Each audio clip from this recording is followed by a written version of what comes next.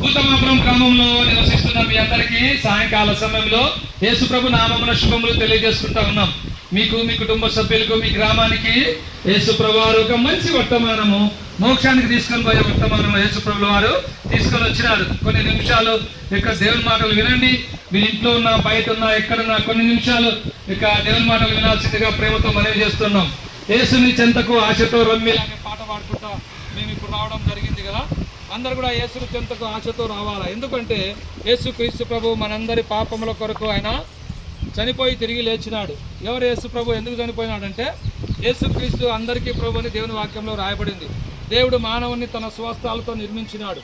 మానవుని నాసికారంధ్రంలో జీవవాయువును ఊదగా నరుడు జీవాత్మ అయినాడు. కనుక ఈ యొక్క మానవుడు పాపం చేయడం బట్టి దేవుని ఆత్మపై దురాత్మ వచ్చింది. అందుకే ఈ దినాన మానవుడు జీవితంలో ఎంత తిన్నా, ఎంత సంపాదించినా మానవునికి తృప్తి లేదు, మానవునికి శాంతి లేదు. దానికి కారణం మానవులో ఉన్నటువంటి పాపం.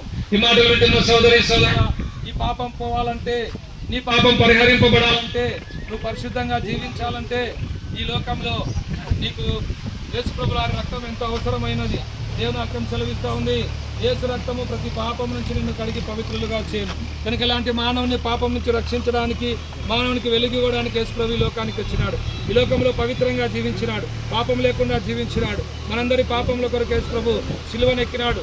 సిలువలో యేసు ప్రభుల వారు ఎన్నో దెబ్బలు తిన్నాడు. మన కొరకు తృణీకరింపబడిన వాడాయనాడు, మన కొరకు విసర్జింపబడినాడు, మన కొరకు ఎన్నికలేని వాడాయనాడు. మనందరి పాపంలో కొరకు యేసు ప్రభు సిలువలో చనిపోయి మూడో దినాన తిరిగి లేచినాడు, పరలోకానికి ఆరోహణుడైనాడు. సాయంకాల సమయంలో మాటలు వింటున్న సోదరి సోదరుడా, ఈ పాపం పోవాలంటే యేసు ప్రభు సన్నిధికి రా. యేసు ప్రభు, నేను పాపిని, నన్ను క్షమించు, ఈ రక్తంతో నా పాపం కడుగునకు చిన్న ప్రార్థన చేసుకుంటే చాలు. యేసు రక్తం ప్రతి పాపం నుంచి నిన్ను కడుగుతుంది, పవిత్రపరుస్తుంది. నువ్వు పరిశుద్ధపరచబడతావు. అప్పుడే నీకు మోక్షం, అప్పుడే నీకు పరలోకం. లేకపోతే నిత్య నరకం, అగ్నిగుండం, పాతాళం. నువ్వు తప్పించుకోలేవు.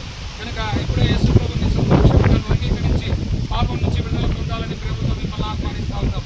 ప్రవేశందు విశ్వాసం ఉంచండి. అప్పుడు మీరును, మీ ఇంటి వారిని గొప్ప ఆత్మరక్షణ, పాప క్షమాపణ, పరలోక రాజ్యం మీరు పొందగలరు. మీ కొరకు మేము ఇప్పుడు ప్రార్థన చేస్తాం. అందరూ కూడా కళ్ళు మూసుకోండి. రాజన అయిపోయిందా?